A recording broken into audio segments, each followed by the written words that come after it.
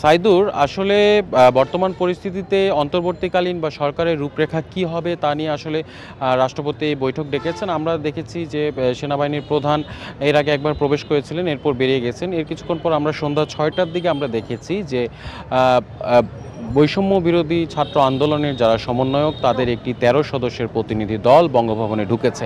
সেখানে রয়েছেন অধ্যাপক আসিফ নজরুল এবং অধ্যাপক তানজিম উদ্দিন।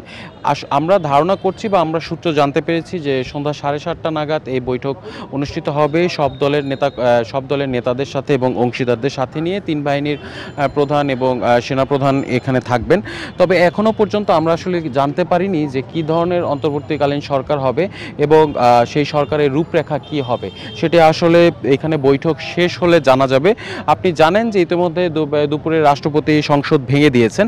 সংসদ ভেঙে দেওয়ার পর যে প্রক্রিয়া, সেই প্রক্রিয়াগুলো রাষ্ট্রপতির বঙ্গভবনে চলছে। এখানে সামরিক বাহিনীর কর্মকর্তারা আসছেন এবং ছাত্র প্রতিনিধিরা আসছেন, বিভিন্ন রাজনৈতিক সংগঠনের প্রতিনিধিরা আসছেন।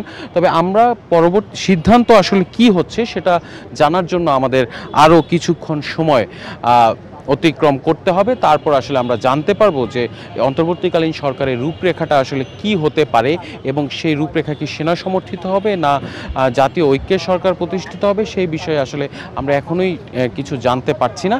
আমাদের ধারণা করা হচ্ছে যে 7:30 নাগাদ এই বৈঠকটা শুরু হবে এবং এরপর আমরা বিস্তারিত তথ্য আরও ভালোভাবে দর্শকদের জানাতে পারবো।